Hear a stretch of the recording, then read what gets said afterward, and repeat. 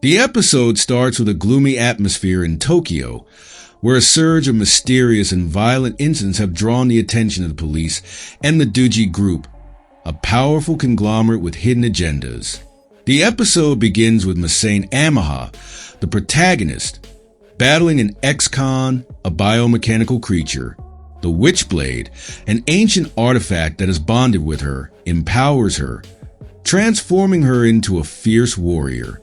The fight is intense, but Masane manages to defeat the ex-con, though it leaves her physically drained and emotionally exhausted.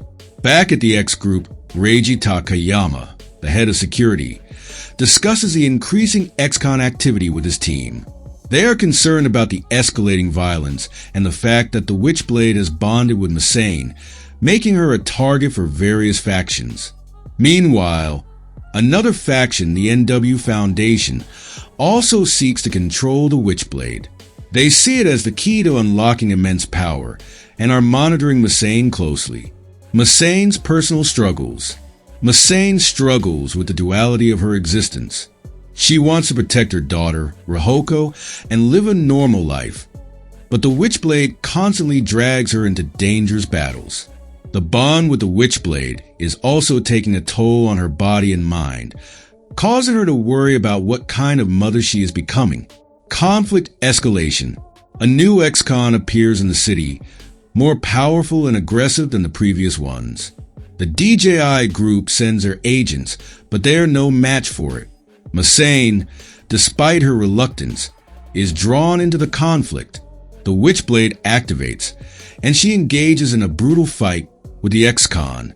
The fight is fierce, with Masane using the Witchblade's abilities to their fullest extent. The ex-con proves to be a formidable opponent, but Masane's determination and the Witchblade's power eventually overwhelm it. However, the battle leaves Masane injured and exhausted, highlighting the physical and mental toll the Witchblade exacts on her. Reiji's concern. After the fight, Reiji Takayama approaches Masane. He is concerned about her well-being and the long-term effects of the Witchblade on her. He offers her a place to stay and some form of protection, though Masane remains wary of his motives. Reiji's concern seems genuine, but there's an underlying tension, as he knows that the DJI group's interest in the Witchblade may lead to further complications. Ending. The episode ends with Masane returning home to Rohoko. Despite her injuries, she tries to be the loving and caring mother that Rohoko needs. However, the burden of the Witchblade looms large, and Masane is left wondering how long she can continue living this double life. Themes. Duality of existence. The episode explores the conflict between Masane's desire for a normal life and the violent reality imposed on her by the Witchblade. The burden of power. The Witchblade gives Masane incredible strength, but it also exacts a heavy toll, both physically and mentally, raising questions about the true cost of power. The episode opens with Masane and her daughter, Rohoko, continuing their new life in Tokyo. They have settled into a routine, though Masane is struggling to find stable work. Rohoko, despite her young age, shows maturity by taking on responsibilities like cooking and managing their household needs. The central conflict of the episode revolves around a series of mysterious incidents involving a rogue NSWF, a weaponized human with powers similar to those granted by the Witchblade. These women, also known as Clone Blades, are being hunted by the Duji Group, a powerful corporation involved in the development of these living weapons. During a routine patrol, Masane encounters one of these rogue NSWFs who has lost control of her powers. The woman is in a berserk state, causing destruction in her path. Masane, compelled by her sense of justice and the Witchblade's influence, intervenes to stop the rampage. The battle between Masane and the NSWF is intense, showcasing the Witchblade's raw power. The NSWF is no match for Masane once the Witchblade fully activates, enhancing her physical abilities and granting her deadly weaponry. The battle is chaotic, with buildings and vehicles being destroyed in the process. However, the fight takes a toll on Masane's body. Each time she uses the Witchblade, it drains her life force, leaving her exhausted. Despite this, Masane manages to defeat the NSWF, but not without suffering significant injuries. Meanwhile, Reina Soho, a scientist working for the NSWF organization, continues her investigation into the Witchblade's powers. She is intrigued by Masane and the connection between the Witchblade and the Clone Blades. Reina's role becomes more prominent as she delves deeper into the origins of the Witchblade, hinting at darker truths that will unfold later in the series. After the battle, Masane is found unconscious and badly wounded. She is rescued by Takayama, a mysterious man connected to the Duji group who has taken a particular interest in Masane.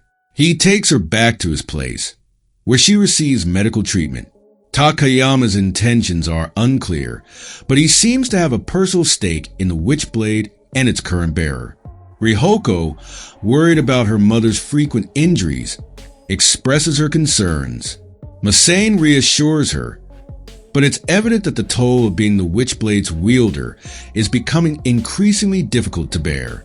This episode further explores Masane's character as a mother struggling to protect her daughter while dealing with the burden of the Witchblade. The relationship between Masane and Rihoko is central to the narrative, adding emotional depth to the series. Reina Soho's character is also fleshed out as a morally ambiguous figure. Her obsession with understanding the Witchblade raises questions about her true motives. The episode ends with Reina obtaining data from the battle between Masane and the NSWF, setting the stage for future conflicts. Masane, despite her injuries, resolves to continue fighting, driven by her love for Rihoko and the need to uncover the truth behind the Witchblade. The final shot shows the Witchblade pulsating with energy, foreshadowing the challenges Masane will face as she continues her journey as its bearer. Motherhood. Masane's role as a mother is central to the episode, highlighting the sacrifices she is willing to make for her daughter's safety and future. Power and corruption. The Witchblade is portrayed as both a gift and a curse, with its power causing physical and emotional strain on Masane. The episode raises questions about the cost of wielding such power, identity, and control. The NSWF's loss of control mirrors Masane's struggle to maintain her humanity while under the Witchblade's influence. The theme of losing oneself to power is prevalent throughout the episode. Let's make a plan, and this episode ends here. If it happens, then friends, the next episode full history will be able to attend the next one to know. Do watch the episode, and if you like the video, so like and share it, and by commenting, tell us how you liked this episode and if